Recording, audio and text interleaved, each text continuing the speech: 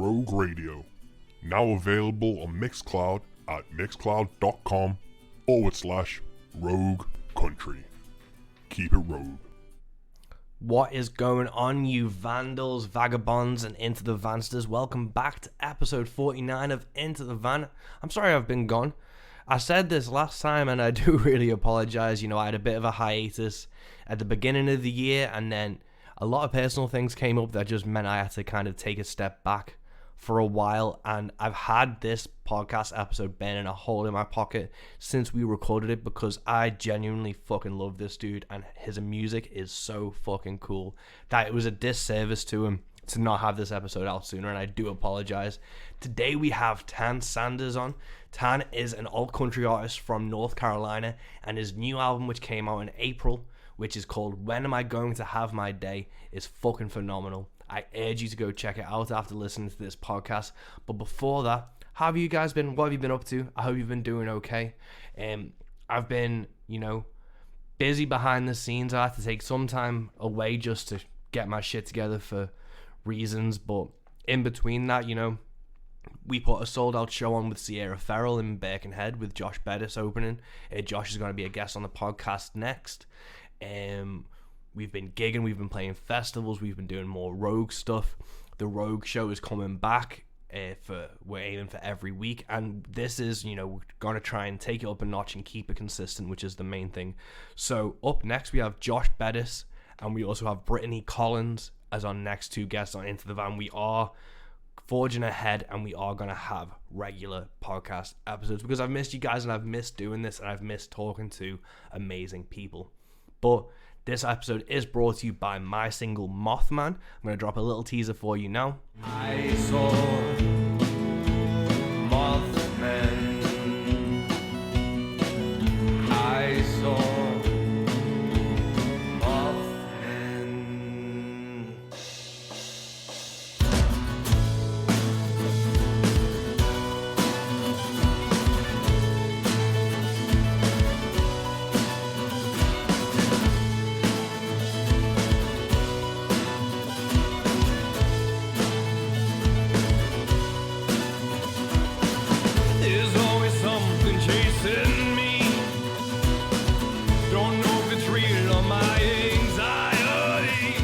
And I really hope you dig it. It's available on Spotify. We have t-shirts over on my Bandcamp at mike333west.com.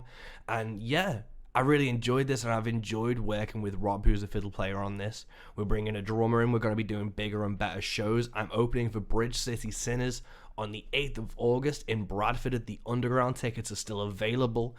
This episode airs on the 1st of August, so you have a week to get ready and come down and hang out with us. But without further ado, let's get down to it, man. Today we are joined by Tan Sanders and also his friend and long-term collaborator Warren Davies. This was a great chat with the two of these guys to talk about the North Carolina scene, how they got started, and just a really fun chat. This is episode 49 of Into the Van with the incredible Tan Sanders from North Carolina and his amazing new album, When Am I Gonna Have My Day? Let's do it.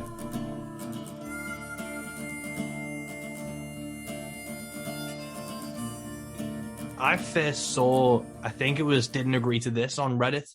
The video you did that was skateboarding as well.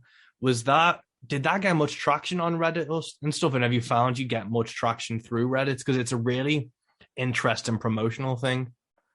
Yeah, it was kind of interesting, man, because I post a lot of stuff on Reddit just if I do something I think's cool. I'll be like, here's, but that actually did get a little bit of traction, surprisingly. Normally people on Reddit are like, fuck off, this sucks. Yeah. You know how Reddit is. Yeah. But, yeah, that's the thing. I think there's not many musicians. Like, obviously, there's a shit ton on Reddit. But when I speak to musicians, I'm like, do you post stuff to Reddit? They're like, no, I don't really get it. And it's a really interesting thing because it's the most engaged audience I've seen, even if it is. Like, I put a video once and some guy was like, this is the worst fucking thing I've ever heard. It's something at least, Yeah. But even that's still something. And it's just a really interesting thing. But with, obviously, in your bio on Instagram, I love it's like not the best country musician, not the best skater, but the best skater in country music. What came first, skating or country? Skateboarding, which I came from when I was younger. I played in punk bands and hardcore bands, and then kind of went to country music. Because like growing up in the South here in America, it's like country music is just part Everywhere. of the culture. Yeah. Yeah. And like being a skateboarder growing up, I hated it. Like I was like, man, I hate country music. But then like you realize like this stuff is like part of this like culture here in the South. Yeah. So then you get into people like Waylon and you're like, wait, this stuff's not that much different than like the punk ethos. Yeah. Yeah. No, definitely, man. I remember the thing that kind of made me realize was, I think it was Tony Hawk Underground 1 or 2, where Ring of Fire was on the soundtrack. Yeah. And I think that was probably one of my first exposures to it. When did you start skating? I got my first pro board when I was in first grade. Mm. So long time ago. And I kind of gone through spells of taking hiatuses, but it's definitely been a big part throughout my life on and off. Cool, man. And like, I've always loved skating, but I've never been good at it. Like I had like a cruising board for a bit. I did like, I think my biggest point of pride was what I managed to ollie once, and I did a tail slide once on a curb, and that was like me achieving the fucking 900. And I was like, I'm retiring. That is a feeling you don't get from many other things though in skateboarding. It's like once you get that trick down, it's like, wow, I actually did it. And like keeps you hooked. Yeah, no, definitely. And who are your skateboarding influences? I just watched the Until the Wheels Fall Off documentary, the Tony Hawk documentary. It's really good. And before that, I got heavily into like, there was a few other docs, and there was like a Rodney Mullen one.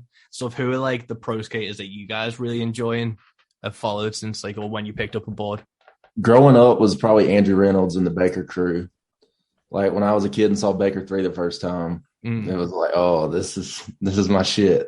They're filming stuff and they got a lot of the hijink stuff in their videos. Like it felt like, I don't know, the Baker stuff's just always different. And even with their newest video, they Shake Jump, but it's pretty much the same crew, and they like DJ the entire audio for the video. So it's like multiple things that go into it. Yeah, for me, it's like the New York people. Like, really? Like Cyrus Bennett and Max Palmer. Those dudes, like, I don't know, they just seem like people who just go to like a construction job and then get off and skateboard all day. Like that just seems cool, man. I think that's what I like about skateboarding. It's the same thing when you see like someone play a guitar for the first time, you realize how accessible it is. Because I know a lot of skating and skate videos back in the day, it was all like the skate parks and things. But when you see someone do something in the street, it's like, oh shit, that's possible though. And it's the same thing when you see just someone at like a bar playing with a guitar, you're like, oh fuck, that's achievable. Yeah.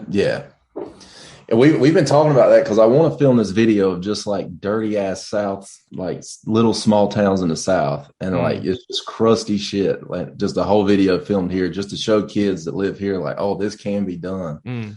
Like you don't have to live in California or New York. Like you can go skate the shittiest stuff and still do something gnarly. And where are you guys at the moment? North Carolina, awesome.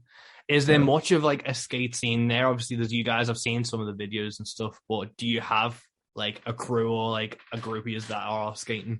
Definitely in our town. There's definitely some towns like where I grew up, like in Kinston, that doesn't have one at all. But in Goldsboro, somehow there's definitely one. Like all of our homies, like 10, 15 people that would just go like to the DIY that we built and like, I don't know, like last week cooked some deer burgers or something, just hang out, like stuff skate scene for real.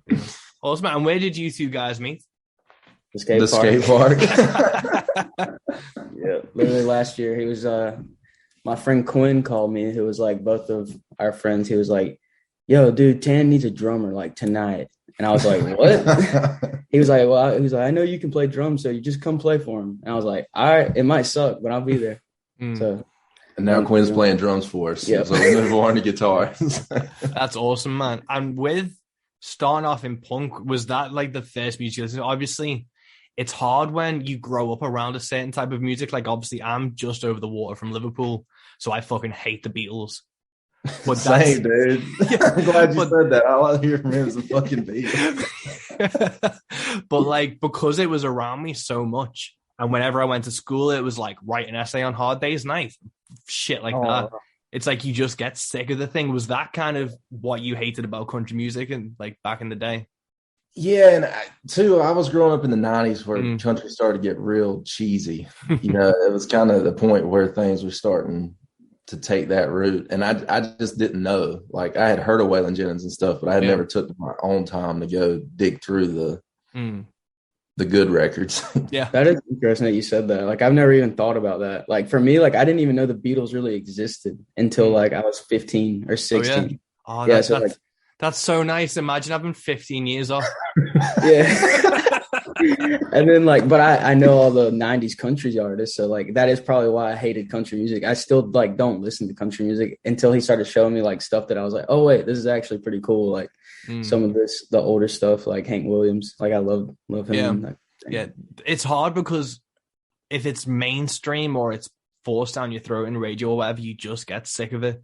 And it's the same with like obviously the Mersey beat sound, like the pop sound, the country sound for people like yourselves.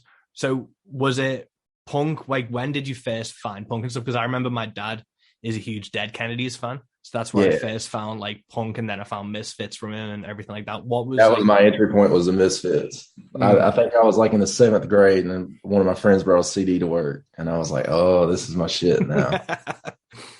So then you go, you listen to the Misfits and the Clash. You go through like first wave punk stuff, and I started getting into Minor Threat, and then down the hardcore rabbit hole. Yeah. And then the early 2000s was all about metalcore, and there was like somehow like Goldsboro's like how many 50,000 people? Like, it's a small town. I don't even know if there's that many people in and we had a metalcore scene and a skate scene like in those years, and it was just weird. But there was several bands around here playing that stuff. That's awesome, man. I loved like the metalcore like era, and there's still some remnants of it, and there's still some pushing through. But what type of bands were you listening to as part of that scene? Did many come through your town? No, we got to travel like an hour west to Raleigh, the capital of the state, to see the people that are. But back then it was like Devil Wears Prada. That was the time period I was growing up in. How old are you guys? I'm 29. And I'm 21.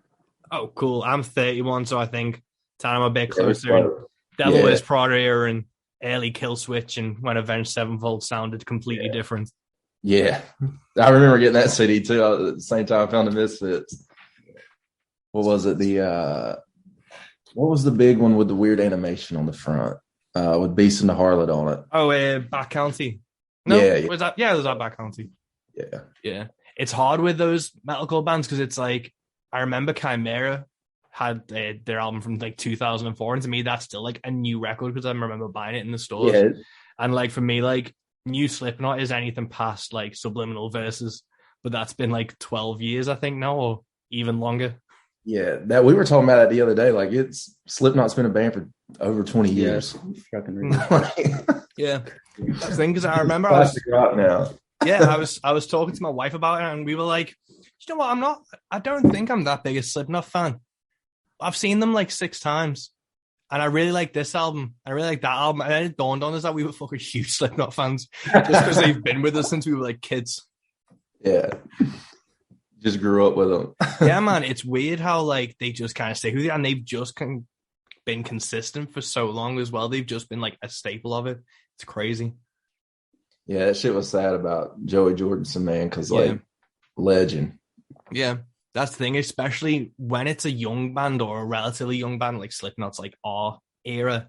You don't think of that type of thing happening to people because that's like Rush or even Kiss or someone that's like a dad band or like an older band. You don't think of like a modern quote unquote band having members who have like passed, and it's obviously like Paul Gray and Joey. It's been fucking crazy. Yeah. Dude, I tell you, if you hadn't looked at him talking about all this metalcore stuff, you need to look up this YouTuber named Punk Rock MBA. He does all these historical deep dives on why these bands were successful and like the historical timeline of like how they did stuff. Like, it's pretty interesting shit. Oh, sick, man. I'll have to check that out. I've just watched, I don't know if you saw Lamb of God recently. Randy had like vocal issues or something and was off sick and had like a load of different musicians fill his place. And Joe Bad from Fit for an Autopsy filled in. And he's done like a 25-minute video about like getting a call from Matt Heafy from Trivium and just like filling in, getting ready for the shows and shit. And it's so fucking cool to like see and watch. Like how they pulled it off. Yeah, and just like he had like him and his missus were just writing cue cards with all the lyrics to make sure he didn't like miss shit. But Lamb of God was one of those bands in the metalcore era, and there was a magazine over here that were like the new Cowboys from Hell, and I was like, I'm never fucking listening to them because how dare you insinuate there needs to be a new one? Yeah.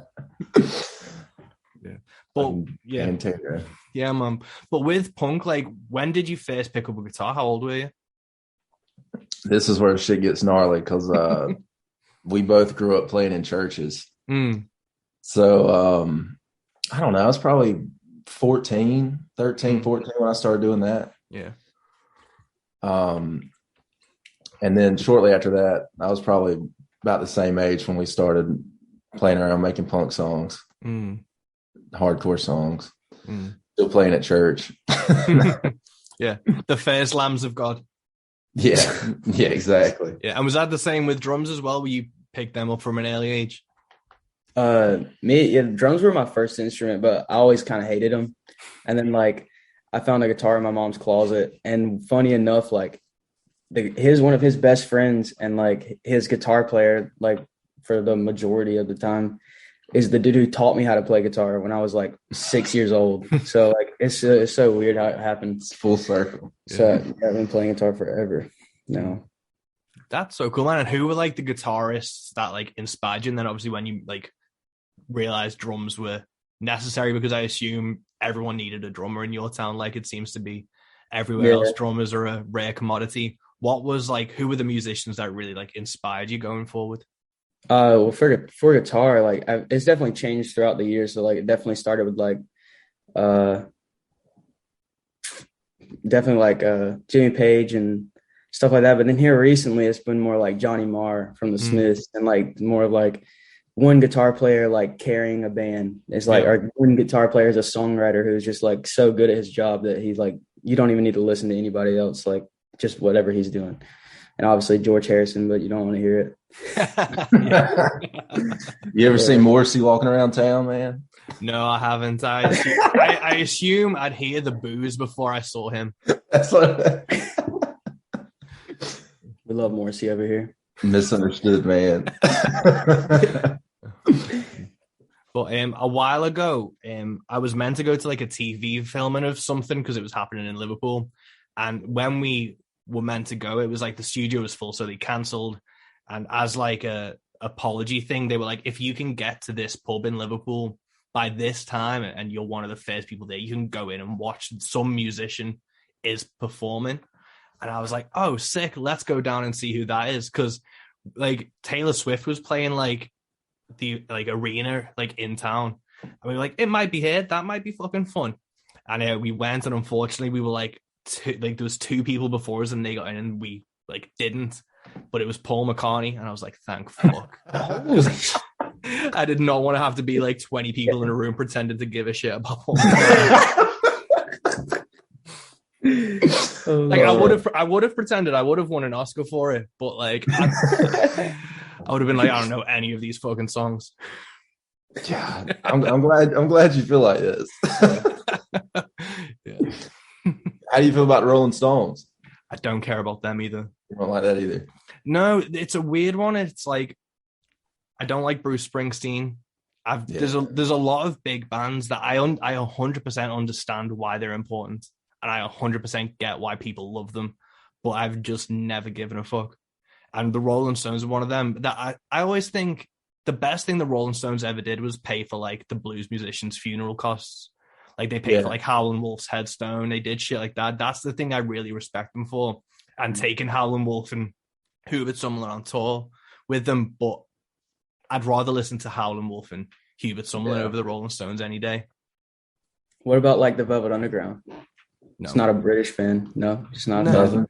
No, it's one of them. I remember I went to like an Andy Warhol exhibit and was like, cool, like Bananas or whatever it is on like the pop canvas. I don't get that shit, honestly. I love the Velvet Underground, but I don't get like the Andy Warhol thing.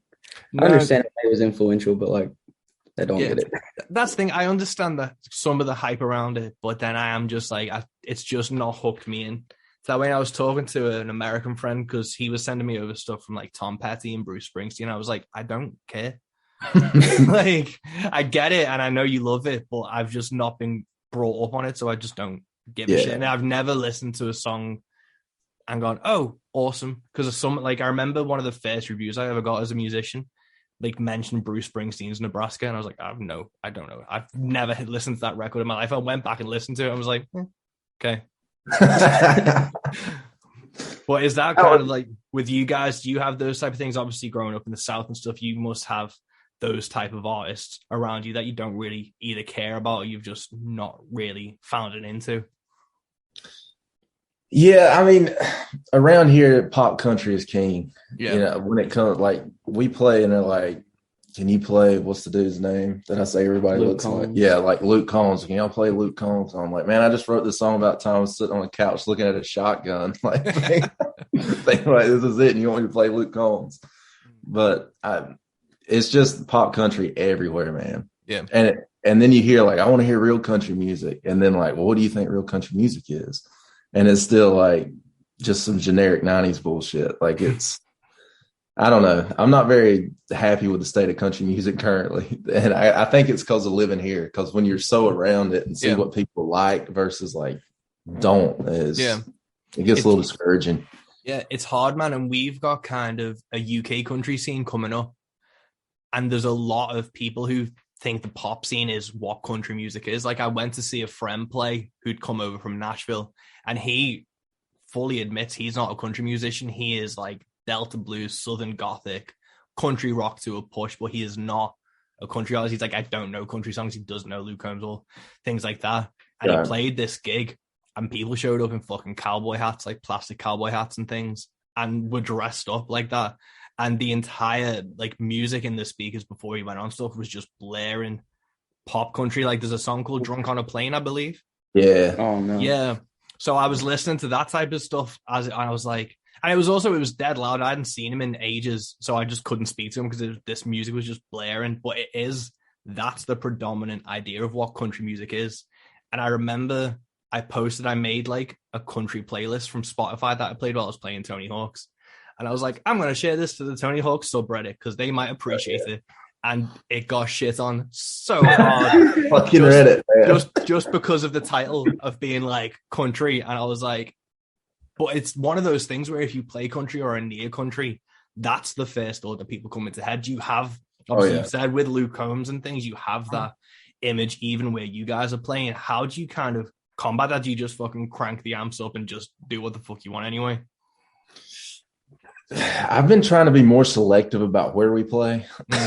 That's kind of my best way to, because I mean, around here, there's a lot of like shitty bars out in the middle of nowhere. Yeah, but they're still kind of getting like bad though, like where they want to hear the same thing. And especially like coming from two dudes who are wearing Carhartt pants and skateboard brand t-shirts. Like, it's like, who are these dudes and where are they coming from and why are they playing Waylon Jennings? That's what it usually is like. That's what it feels like anyways. Pretty funny. But I like doing it. I mean, sometimes they're fun. And like, my favorite thing is like when we walk in one of these places and they're like, what kind of music do y'all play? And we're like, country music. And they're like, bullshit. Like, I don't like, y'all play country music. And then we start playing the country shit they've heard in a while. And I mean, that's pretty fun. But we've been like, last week we opened for a metal show.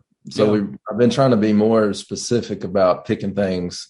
Because I mean, there is a very specific group of people that we appeal to. And it's not your typical country fan. So I'm trying to settle into that mindset. Yeah. No, that's awesome, man. That's totally the mindset to have. And like, I've done a lot of metal shows just playing as a solo acoustic artist. And you get a better response from like a metal crowd than if you went to like a country gig. They'll just fucking sit there and hate you. But a metal crowd, I don't know if it's a bias from me being a metal fan, but I always think metal fans are more open to other genres than, say, like country fans or like a folk fan. Yeah, I would agree with that for sure. Also, I think they're like not in like IQ stand, like in musically, they're probably like just like smarter and more open to like hearing something they don't like usually listen to. Like that's how I feel like every time we play one of these metal shows, it's like, yes, they might not understand like exactly what we're playing, like from a like standpoint of like, I don't really want to listen to this, but they always like actually listen. Yeah. Like, and we say that all the time, like, if there's 5 people there that are listening and like actually thinking about what you're saying, it's better than playing to 100 people at a venue somewhere that like just want to hear Luke Combs. So Yeah, man. I think with metal crowds, it's like most metal music is not on the radio. So people have to go looking for it, and they've already got that mindset of looking for music. While a lot of country fans, if they are country fans who have just consumed radio, it's literally just spoon fed to them. And then anything that challenges what's not in the top 50, they're just like, what the fuck is this? Yeah. That's a scary thought, even though, like, think about 30 years down the road, because like I've never been like a radio person. Like, I never listened to the radio. I've always like liked finding music, or like, even if they're not like, it's not like they're small, but like it's crazy that like there's definitely people nowadays that don't like, probably that aren't from the UK, who don't know who the Beatles are and probably will never know who they are, or the Rolling Stones, or any band from like now to like the 90s, because they don't hear it. Like they just hear like whatever they play on the radio, and that is what music is to them, which is until it gets put in like a Marvel film or something, and then they suddenly realize like Nirvana is something in the way, suddenly come back. Everyone's like, oh my god, this amazing song, and it's just like, oh, it's just Nirvana, slow down, calm your fucking tits. Yeah, that's what our van, we travel around and don't have Bluetooth in it, so we'll check the radio to see what's happening every now and then. It always just ends up on a classical station every time. We'll play this game where we try to figure out if it's Christian music, country music, or pop music. They all sound the same. Yeah. And with the country music you guys play, so obviously you heard Waylon and stuff. Was he like the main influence for you, as like to not necessarily become a country musician, but to start bringing country influences and writing that style? That was one of the first ones.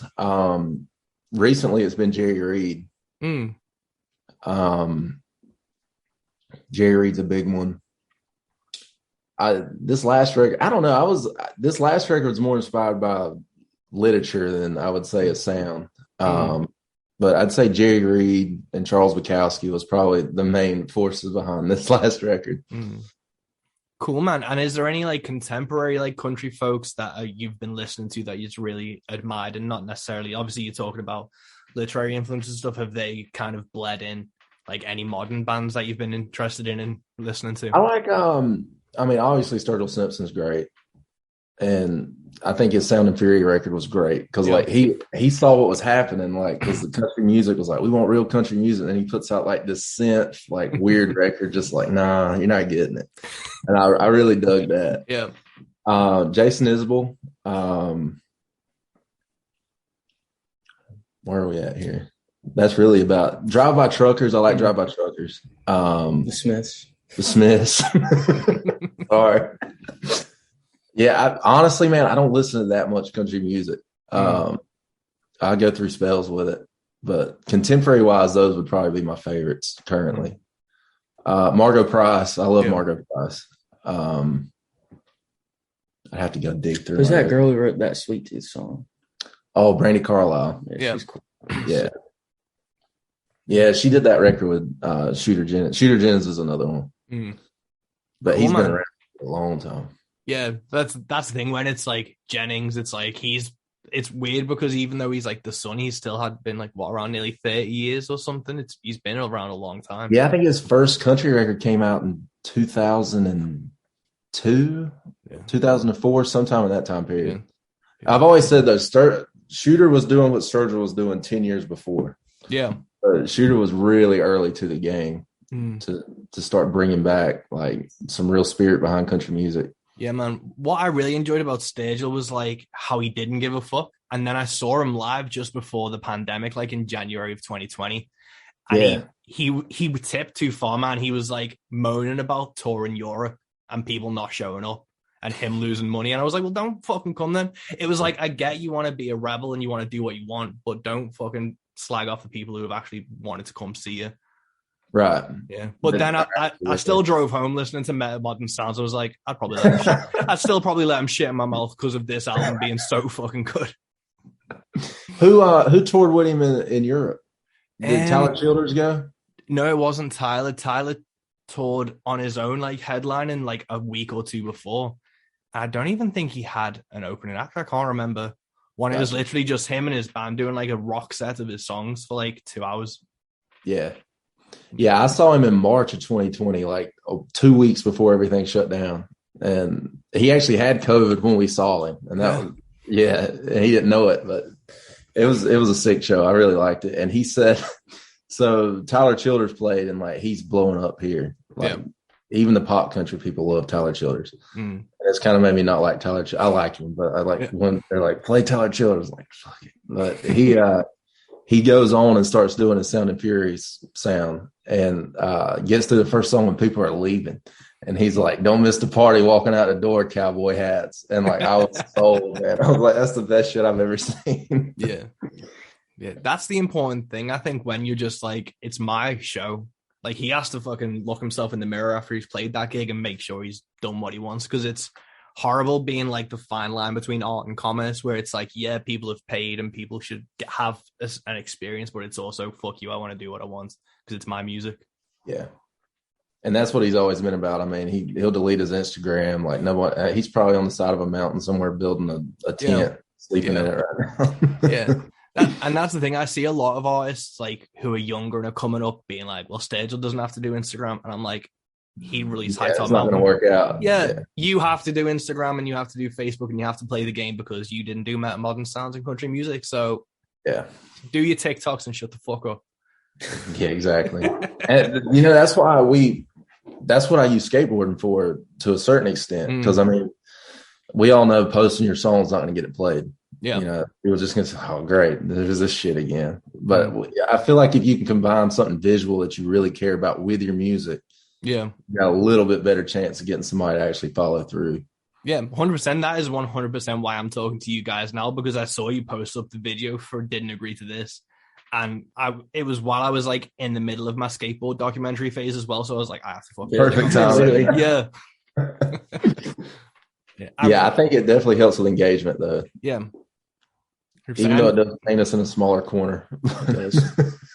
Do you think that's true, or do you think it gives you like the first niche window in, but then it can kind of, it's like I'm hoping that's the case. Because I have noticed more country music and recent skate videos. And I think it is a thing. I don't know if we got there too early or what's going to come from it. But hopefully, because I mean, like, I'd say every full skate video I've seen that came out in the last 2 years had, maybe not everyone, but a good majorities had one country song in it. Yeah. And I think it's pretty cool to see. Yeah, man. It makes sense because it is like a growing demographic, and the line between country and punk is quite close. Obviously, with what you guys are doing, with what like Hank 4 is doing, there is that kind of blurring of lines where it can be like hard and fast and honest and perfect to skate to. Yeah, for sure. Definitely. I was going to ask you about that Hank 4. He's got 3 singles out now. Yeah, but it's like doom metal and country. Like I really dig what he's doing. Yeah, when the like overdriven telly came in, I was like, fucking thank God whoever put this together. I immediately started googling Telecasters and like what I can fucking run one through, because I was like, I need that type of sound. That's why in my latest track I put a breakdown in it, so like it quietens down and then the cymbal ride starts coming in, and I was like, I have to just fucking bring that heaviness to it. You can do a lot of shit with a telly, man. Yeah, I know a bunch of hardcore bands that play with tellies. Yeah, man. Well, it's like Jim Root from Slipknot plays a telly. They are a workhorse of an instrument. Yeah. It's the only guitar I'll play. That neck's just so fast. I don't do anything with it. I play like 4 chords, but Warren does. Well, with the new album, you're talking about literary influences. What was the thought process, or when did you realize that was becoming such an influence on the album? Was that like the writing side of things? Oh yeah, big time. Most of my songs I'll write poems, and in fact I've got like a 30-page book of poems that didn't make the cut for the album. I don't know what I'm gonna do with it. I'd love to put it out one day as like a chapbook or something. But everything I start lyrics first typically, unless I write like a cool riff, which is very rare. But normally it starts as poetry. If I could sell poetry, I'd probably never pick guitar up again. But I'm kidding. I like playing music. But yeah, I was just really into Charles Bukowski over the last 2 years. And then that got me into reading some Schopenhauer philosophy and different philosophy books, Camus, which that was a little bit after the record had been written. But yeah. And what was it from those philosophy books that kind of you took away from it and realized you could use for your music, or that impacted you in like your life going forward for those 2 years? The philosophers just kind of put like thoughts I had in a better literary sense than what my redneck mind growing up in the South could put it into, like it was a little bit more of an educated opinion of its existence. Like didn't agree to this is just Schopenhauer. No, that makes sense, man. It's like the same thing. I remember I was like kind of reading like Buddhist philosophies and things. I remember reading one thing of being like bringing it back to the Rolling Stones. They've got a song that has the perfect Buddhist mantra in it where it's like can't get no satisfaction.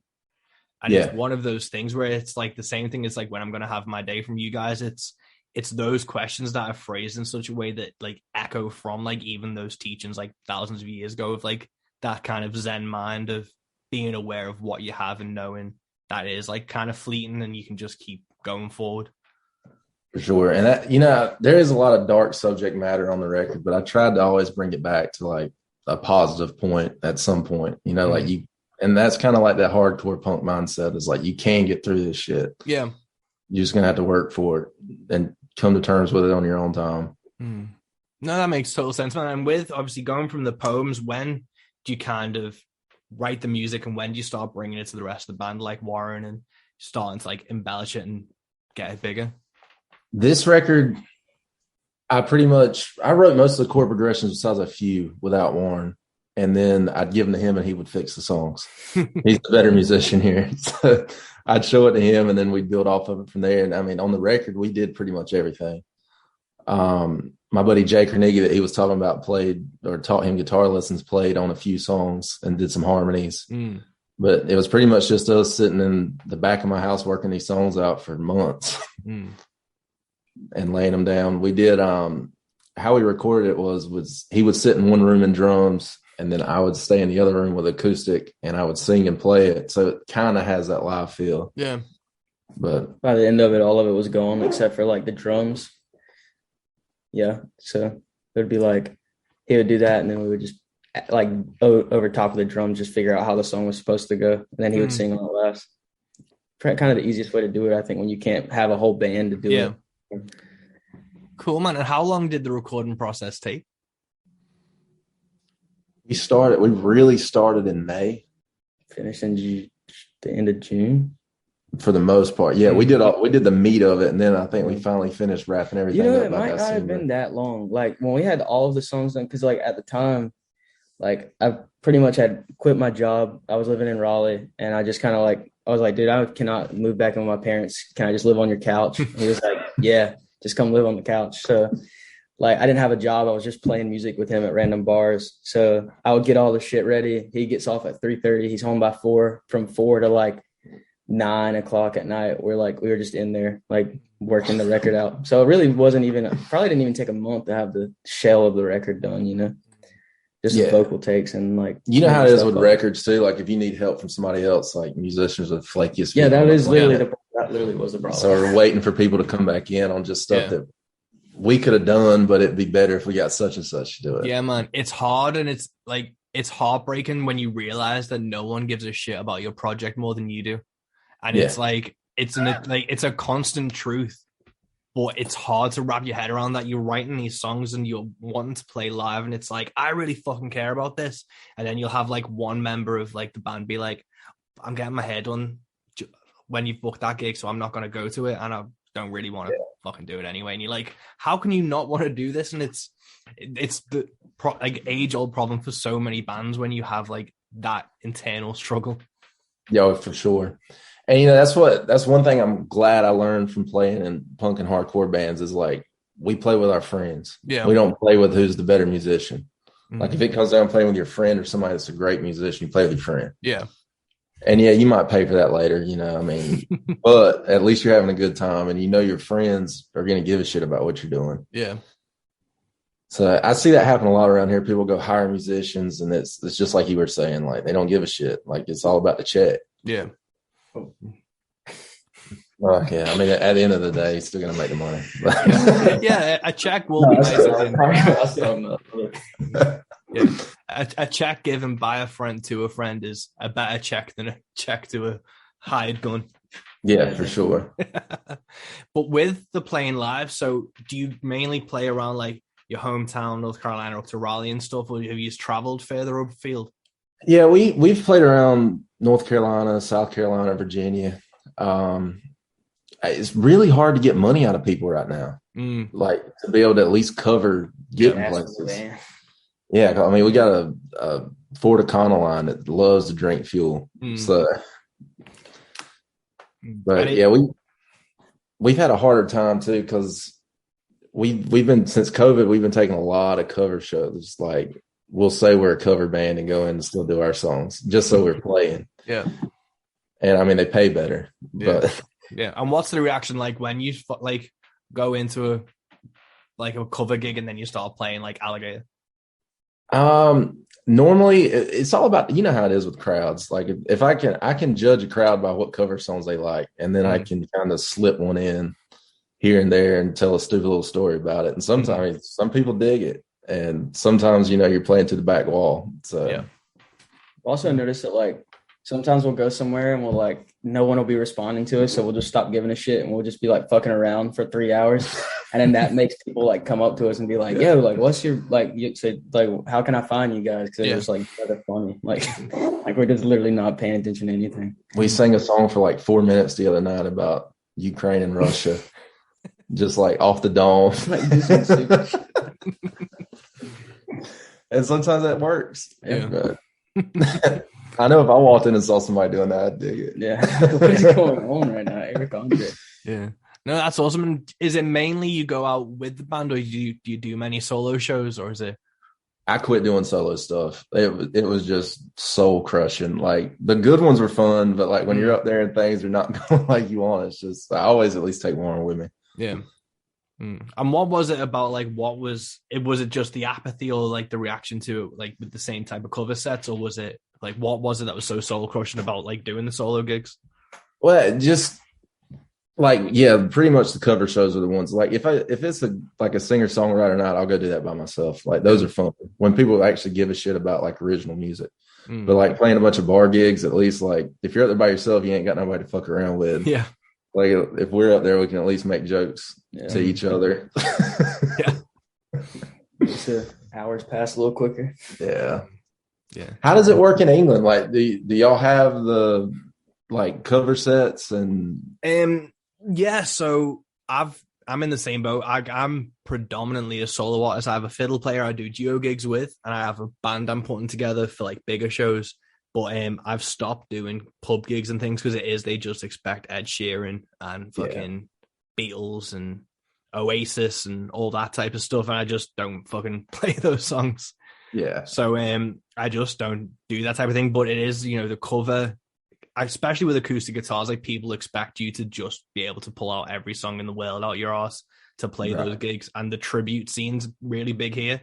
So like the UK Foo Fighters can sell out like decent venues, like the Pink Floyd tribute act sell out arenas around here. Like it's Same really here. They literally do it here too. It's so wild to me. Like there's beautiful videos of Pink Floyd playing on YouTube. Why don't you watch that? Like 5 days ago, pretend to be Pink Floyd. Yeah, I love the ones that actually dress the part. Yeah, dude. There's what's that one Led Zeppelin cover band that played like the night after us at the Lincoln? I forgot what. Yeah. But they my actually friend went. They said up. they were crazy good. Like they were really spot on. But I just don't know if I could do it, man. I definitely do it. No. It's just that thing where it's like, for me, it is just selling your soul. And I get people have this like blinkers on, especially when you're a musician. They want to be a musician at any cost. And it's if they want to be doing like, it's just like, they'll be like, well, I'm doing a cover gig, I'm still getting paid to play music. And that is understandable, and you can kind of get that. But that's where I always kind of separate like the performer from the artist. Where it's like, you can be a musician, you can play that type of stuff, and you get paid well for it, and you can do that, but you aren't creating art. You aren't being a musician with your own voice, and that's where I'd rather not get paid and do a gig that I fucking don't want to kill myself at the end of. Right. Yeah. It's the exact same thing, man. It goes back to what you were talking about too, like the art versus commerce, like, or like I watched a video a couple weeks ago, like in the modern age, like art versus like content creation. Yeah. I was like, damn, like that is true. Like a lot of how these, like, if you look at like TikTok musicians or something like that, like that's how they get so big. It's like they play the numbers game. It's like, oh, this song makes more people want to like my videos. Like I'm going to make more of that song. And it's like, then you're going down a not very good road. It's like, we're going to end up like all music sounds the same. Like, what are we doing here? Like you're not doing anything to further like innovate, you know? I don't like that. Yeah, no, exactly. And that's like I do like marketing and stuff, and content is like a kind of like a soul destroying word to like where it's like I'm creating content, and it's like, well, shouldn't you create art first? If you're a musician and stuff, you should be creating art, not content, making art, not friends, as according to Sturgill. But it's it's one of those things where people want to just make it so badly that they don't care about the content they're putting out. Right. Yeah, you get in that YouTube algorithm. Yeah. You know, like I got to upload twice a week. Yeah. And that's the thing. I feel like at least the way I've been looking at it from like thinking about like what do we put out with the record is like, what would the replacements put out with a record? Like literally what would they do? Some dumb, like go burn a Telecaster. Yeah.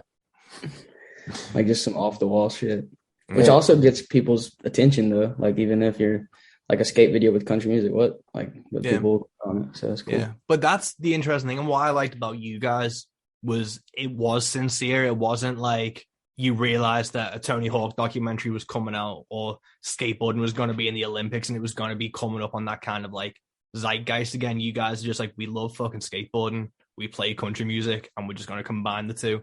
It wasn't like, you know, you didn't have any like setup or feel like it was forced in any way. And, you know, you can see when people try and do that type of thing. Oh, yeah, for sure. That's one thing we hate as skateboarders to see is people using skateboarding as a prop. That's a big thing. Really? Yeah, like these big companies will like try to stick their hand into skateboarding's asshole for money. Like it happens all the time. So like, and there's even people who do that with videos, like Nike videos. They all feel like this mass produced like thing that just feels so bland, which is why like I was talking about earlier, like the New York dudes like Max Palmer and like them like small companies that aren't making any money, but like they're the core of skateboarding. Like these are the people who are like really keeping skating alive, and it's like that's what I like better, and that's what I feel like is going to keep skateboarding as relevant as it could be, not the Olympics, in my opinion. Yeah. Which we were about to get kicked out of a spot the other day. And this old guy comes out. He's like, y'all jumping off that? I'm like, yeah, man. He's like, man, y'all might be in the Olympics one day. I was like, damn, this shit actually paid off for once. Yeah. No way. That's like for skateboarding, the new version of You Should Go on America's Got Talent or something. Yeah, it's that shit. Because I mean, we were all badmouth the Olympics, and then that happened. I was like, man, maybe this wasn't such a bad thing. Yeah. What would Andy Roy say? He'd be pissed. Andy Roy would be pissed. I'll take that back. Yeah. With like, just to mention, like with skateboarding kind of being cyclical, I was obviously watching Tony Hawk documentary. I was listening to him on the Mark Maron podcast, and you see like the waves of skateboarding coming in from like the 70s with Peralta through to like the 80s and then late 90s, mid 2000s. And then do you feel it's on its like an upturn again in terms of like pop culture and where it is? I think it's been on one. I think it's on the way down. Oh, really? Yeah, I think that Olympics thing was kind of like a weird peak, and I don't know this for a fact, obviously, but like, and I feel like it's gonna like in popular culture, it's probably gonna decline again because I mean, isn't there a saying that like things only like really are popular for like 10 years and then people get kind of bored of it? And skateboarding's been pretty hot for like 10 years since 2012. Like, Spike Jonze was doing all those videos. Like, it's been pretty popping, and then you even see it in like the 90s. Like skateboarding was like pop culture, like icon skateboarding 90 like 3 through like 2003, 4, 5.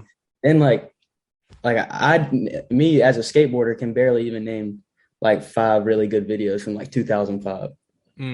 Maybe Mystery, the black and white video that was like around that time, or was that earlier? No, it's around that time. Baker 3 was around then too. Yeah. And then you got like the 2008, 9, 10, kind of when it started coming back up, like Fully Flared, all these things that Spike Jonze, like they're literally just movies. And then like from then again, like now skateboarding's in pop culture again, and it's been like that. I feel like since then, since 2012, just going up and up and up. And I think it's probably going to fall back down here in a second, which is there's good sides to that. And yeah, the punks in you are just really happy to just be like watching it on its way down, so you can be like, we're still fucking doing it, guys. We're goddamn posers. It does get annoying though, trying to skate at a skate park and all these annoying dudes are there like throwing their shit around or taking a candle and just waxing the shit out of something that doesn't need to be waxed. It's My like, favorite thing is kids like the content creation in skateboarding is terrible. Like we'll go to the skate park and there's 30 kids rolling around filming everything they do, and it's just like, man, learn the trick first. Yeah. Like spend some time. You don't have to take 3 hours to try if you know how to do it. Like yeah.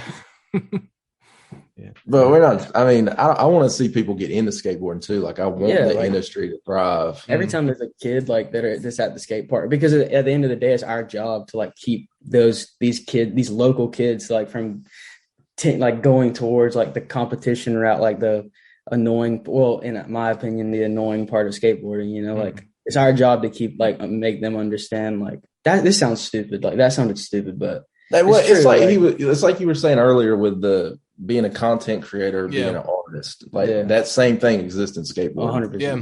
No, it's hard, man, because like in anything, whether it's like metal, country music, skateboarding, there's always like gatekeepers, and sometimes they're absolute dicks, and it'll stop like a woman wearing a band shirt and be like, name fucking 5 songs from them right now.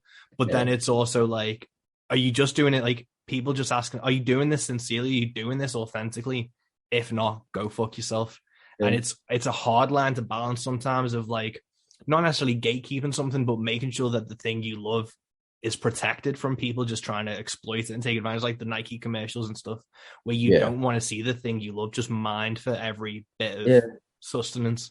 Because the sad part is like the Olympics is bringing skateboarding notoriety and it's getting more people into skateboarding, which I love to see. But at the same time, like it's not keeping the economics of skateboarding alive, you know, like the people doing that are like your local shops who are like supporting these skateboard brands because the Olympics isn't selling boards, you know. And that's kind of like what I'm trying to say is like just try to keep like your skater owned businesses alive, you know. And that's why you don't want to try not to support certain companies, but like not Nike really in particular, because they've done a lot like for the skate community, you know. So I think that just makes just go ahead and say it, carry them up. Yeah, fuck. Don't buy Carry Don't shoes. buy it, dude. If you're watching this shit and you got Carry on, you're getting clowned. No, but that's like the thing is, it's like when you just see people taking advantage of stuff. But with obviously going forward with your music, and because I was listening to a look through Cynical Eyes, which was the 2017 record. Were you both working on that as well? I had no idea what I was doing, and I probably should take that offline. But I mean, I like it as just like historical stuff, but that was me first dipping my toes in the country music. Or I didn't even know Tan existed then. Yeah. But yeah, that was my first experience of writing anything country related at all. So that was definitely some green. There's a lot of good songs in there still, though. I think. I mean, it'd be cool maybe to go back and redo them one day. No, I was listening to it and I enjoyed it, and I enjoyed having it as like I was listening to like when am I gonna have my day, and going back to that, you could see the confidence in like your voice and your songwriting and your technique and stuff in your new album, and you see like not necessarily that it's not confidence, but you see the growth from it. And I think that's really important to have online, where you can enjoy those like recordings and they still have that thing that can catch listeners, but then you listen to how far you've come as well. And I really enjoyed what you've got up on Spotify. Don't take any of it down. I'll leave it. You know how it is listening to your own music, you know, like you'll hear something like, man, Ray Wiley Hubbard said something about that one time. He was like, be careful what you write, because you're going to have to play it the rest of your life. Yeah, that was my first. I pretty much played everything on that record. Like I didn't really have any friends in country music at that time besides Jay, but it was a learning experience. Yeah, everything's been DIY. So that's the best way to be, man. And with this new record, what are your plans? Are you going to look at touring it? Are you going to go out of state and try and get onto some tours and things, or what's kind of like your plan for this year with it? We've been playing around here a lot. locally. We stay pretty. What did we do? 120 shows last year. Yeah, but I wouldn't say that like I would. A lot of those didn't count because a lot of those were just cash grabs. Yeah. But I mean, that's pretty much how we've been pushing it. I would love to take it on the road, but I've still got a day job right now, so it's kind of like when we can do it. Yeah. Maybe we'll get to that point. Someone called us right now. We'd go though. Oh yeah, we get in the van right now. I'd quit my job. Yeah. Cool, man. And have you been writing anything new for like? Obviously, this only came out like a couple of weeks ago, so I don't want to be like, when's the new thing right now? But have you been writing still for after this record? Yeah. We started writing a hardcore EP. Nice. We're gonna put out probably 4 or 5 songs that are like minor threat hardcore songs, like old school hard. I needed something to, freshen up the palette. Yeah. We've been doing the country thing for a while, and I just wanted to switch it up. But I think even if you listen to the first, like, Look Through Cynical Eyes, and then you listen to the new record, like, I feel like it's kind of a pretty nice progression. Like that you can kind of see where we're leaning more towards that scene anyways. And all the people who like us are from that scene anyways. So right. Yeah. Like, no, it makes sense, man. We listen to anyways. So it's like, why not? No, and you can release an anime with it as well. You can make it a whole thing. Yeah. I want to do something. Ripping off Sturgill. I want to do something with like old CGI, like from like this, like the 70s, 80s. How sick is that? Like the old creepy CGI. I want to make something and put it as a. It's gonna be gnarly. But yeah, when I saw Hank Ford's new stuff, like I was like, there might be a market for this stuff. Like, he's keeping it more on like the doom metal side of stuff. But if you can do country with doom metal, why can't you do country with hardcore punk? 100%, man. Have you ever been to like Muddy Roots or got involved with those guys? Like Muddy Roots is in Tennessee. I have no idea about the state, so I don't know where that is in comparative to you guys. I'm going there on this weekend. Yeah, it's like 3 hours from us. Oh, yeah. Cool. So they've got Muddy Roots, which is like their festival where they have like Amigo the Devil. Oh yeah, okay. They had Hank 4 played. Then they've had hardcore and punk bands play alongside. I think they had Ghostface Killer there. They had one of the Wu-Tang Clan there. Like it's rooted in country and roots, but then it's fused with like punk and everything. So if you just haven't heard of those guys or got in touch with that, they'd fucking eat you up for like next year or something. I need to check that out. See how we get in there. Yeah. Speaking of hip hop, I was at Freddie Gibbs last night, so I'm drinking pre-workout right now to keep going. And what's the kind of like country scene for you guys? Obviously, you're talking about the pop country crowd and stuff. Is there a growing like alt country scene around you guys? So back Ryan Adams and Whiskey Town, like back in the 90s, Raleigh was like, they call it the birthplace of alt country and because of Whiskey Town. But it's really fallen off. It seems like there's a few clubs that still do it. And like when the big national touring acts come through, like they always do well. But like locally, there's not much anymore. There's people playing the act, That's what I was gonna say. There's a lot of people playing, and that's almost why I don't even like the term alt country anymore. I mean, it makes sense because that's what it is, but it's just become such a cliche here. Yeah. It's like what you were talking about. Like, let's go wear our like skinny jean boots, cowboy hat. Let's go play dress up for 3 hours and then go home. Like, super lame. Yeah. It's really just started having the last few years of where it's really gotten watered down. Because like you see like Waylon Jennings do that, and you're like, see, that makes sense. Like you make sense wearing that. Like, dude, you live in the suburbs of Raleigh. Like that don't make sense. Man. Like, what are you doing? Like you're pretending to be someone you're not. I don't know. No, that makes sense, man. With what you guys do, talk about country and stuff. Is there a term like when you're uploading it to Spotify? What's the kind of like genre boxes you guys are ticking, and what are you pushing yourself as? I still use country and alt country just to try. You know how hard it is to get on this playlist, and I try to do everything I can to get on this playlist, and it hadn't worked yet. But that's what we put it up as. Yeah, it's so hard, man. Have you used Submit Hub? Oh yeah. I hadn't really pushed this new record on there any. like 3 years ago, I was getting really good streams off Submit Hub, but it seems like the last few years it's kind of fallen off the ones when I get accepted. Yeah, they've really like increased the paywall to it, where it's like they have to use premium credits and you have to do this and you have to fucking stand on one foot while you apply for it for some reason, because it's just the restrictions they're trying to make into those things is crazy. There's got to be a new one coming out soon. Like there's got to be a market for it. But I love Submit Hub like when it was fresh, like it worked good, but it just seems like it's kind of falling off. And I know a lot of these, you got to be careful with the submission things because you're paying for plays. And, but this record, I've just kind of taken the Charles Bukowski method of like, if people don't hear it, that's fine. I put it out. If they find it 50 years from now, cool. Yeah. And, it's like the Stoics said, like, as long as you can be proud of your work, then you did your best. So you should be happy with it. And that's what I feel like we did with this record. Yeah. Well, that seems to be the perfect place to end this, because obviously you fucking posted it and I found it. So you chatted to some guy from Liverpool now. So it went to some degree. Hell yeah, man. Yeah. You ever going to come out to the States and play any? I really want to. It's so expensive to do.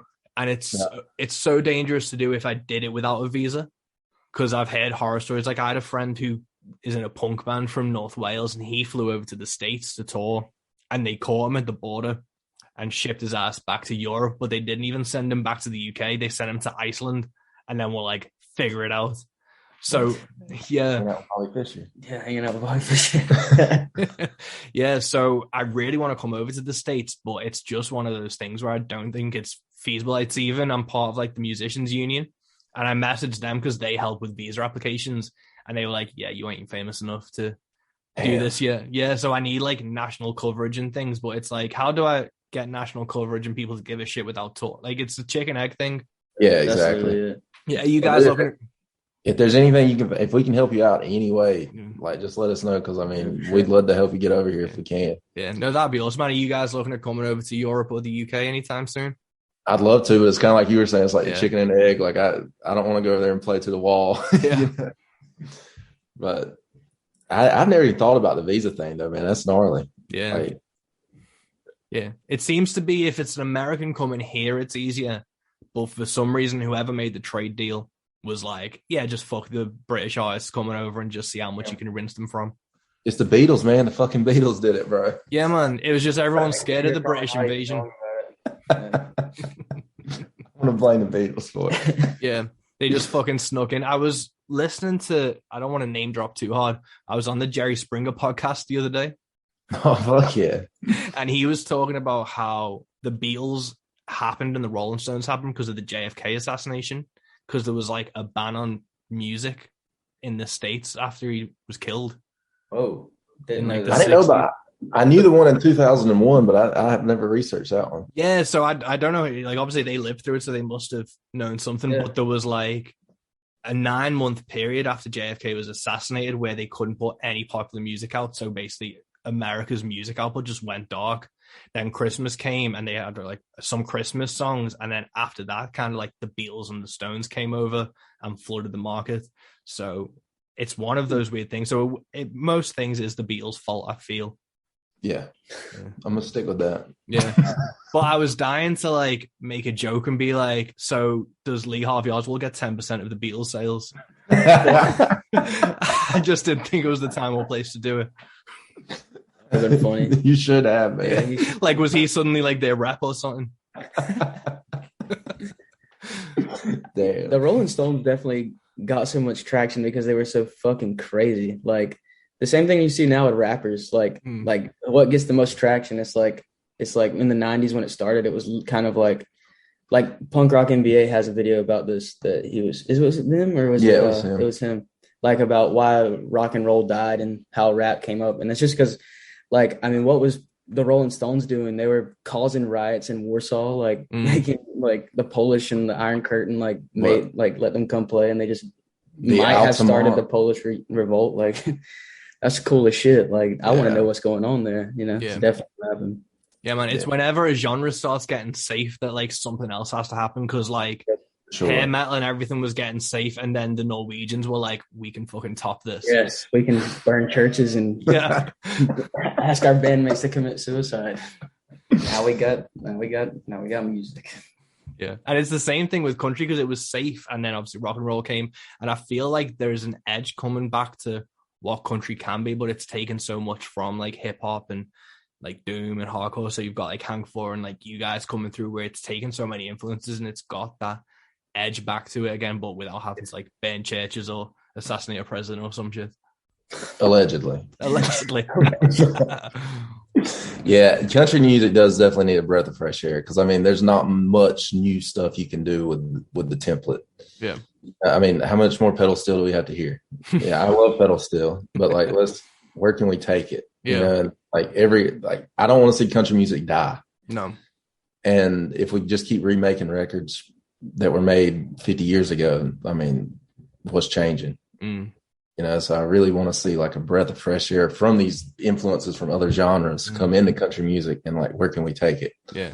In an organic way, not like, how can we get streams away? Yeah, no, 100%, man. That's like how it's got to be. Maybe like a pedal steel needs to run through like a whammy pedal and a tube screamer or something just We're literally talking about it. Yeah, like if you could do like Dimes harmonics on a pedal steel and we can start seeing how we can fuck things up. Dive bomb with the pedals. It actually would be sick. It might work. That might work. Cool, guys. Well, I'll get on with the rest of your day. Thanks so much for doing this. I really appreciate it. Thank you. Thank you.